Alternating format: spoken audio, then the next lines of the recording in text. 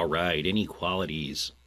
We're going to solve each of these inequalities and look at the solution set graphically.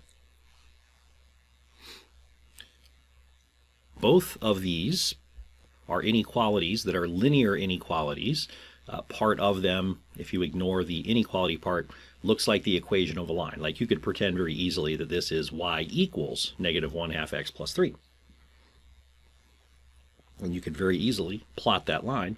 And it turns out that if I were to plot the line y equals negative 1/2 x plus 3, I have then divided the entire universe, the two-dimensional coordinate system, into two parts.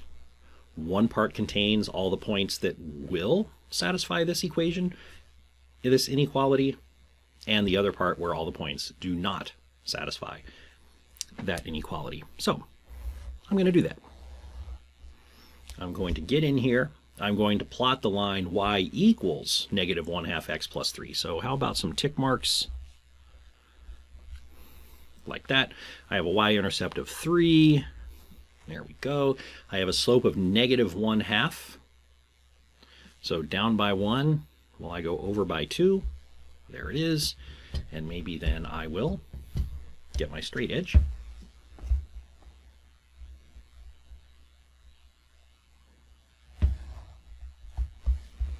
Draw that line. I'm going to do a better job of labeling my axes. And I'm also going to label this line as y equals negative 1/2 x plus 3. Now again, these are all the points at which the y-coordinate is equal to negative 1/2 times the x-coordinate plus 3.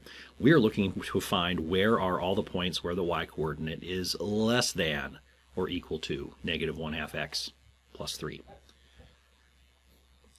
Intuitively, it might make sense that, well, since we got a less than, we're going to shade, we're going to take all the points below that line. And that actually is true, but I hope you have a deeper understanding than just less than means below and greater than means above.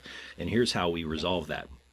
Since this line has separated the known universe into points that we like versus points that we don't, all we have to do is find any point anywhere and test it. A point that we pick will represent all the other points on its own side of the line. The easiest point in the universe to work with, usually, is the origin. So let's go to that right there. That is the point 0, 0. If we take x-coordinates of x and y-coordinates of 0 and 0, and we go test them in this equation, right? The y-coordinate is 0, and we'd have less than or equal to negative 1/2 times 0 plus 3. Is 0 less than or equal to 3? Yes.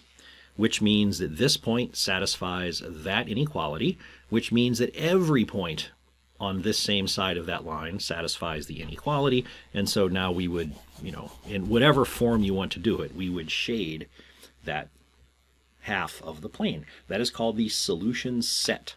Every point in this shaded area, and including the line itself, is a point where the y-coordinate of the point is smaller than negative 1/2 times the x-coordinate plus 3. We'll do the same type of thing with the second line. So I'm going to start with some axes.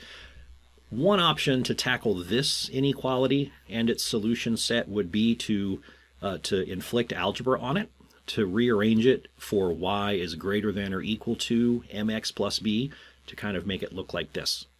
I'm going to argue that it's better not to do that, because all we need to know is where this line is, and it's actually easier just to look for its intercepts.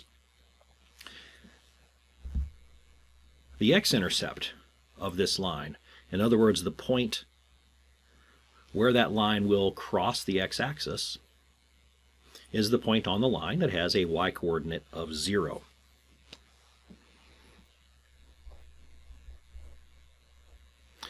So when y is 0, this equation reduces to 2x, and now we're plotting the line, not the inequality, so I'm doing equals. When y is 0, we have 2x equals 10, or x equals 5, and that means, ta-da, 1, 2, 3, 4, 5, the point 5, 0 is on that line. Now we're going to go over to this axis and find the point where the x-coordinate is 0 and find the corresponding y-coordinate. So when x is 0, we come to this. X being 0 eliminates that first term. We will look at 5y equals 10, because again, we're just trying to graph the line, not the inequality at the moment, and that gives us y equals 2. 1, 2. There's the other point. And that's all we need. We got those 2 points. Now we know what the line looks like. No need to rearrange it algebraically. No need for y equals mx plus b. Just find your intercepts and away you go. So this line is the set of all points in the universe at which 2 times the x-coordinate plus 5 times the y-coordinate is equal to 10.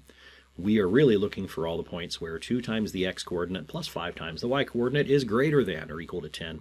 Intuitively, you might think, that just means I want to look above because it's greater than. And again, you would be right, but let's make sure we understand a little bit deeper. Let's go take our favorite test point, 0, 0. What happens to 0, 0 when we test it against this inequality? If x and y are both 0, we get the statement 0 plus 0 is greater than or equal to 10. That is ridiculous. That's false. Which means that the point 0, 0 does not satisfy this inequality, and that means that every other point on the lower side of this line does not satisfy the inequality, and so therefore we want all the points above.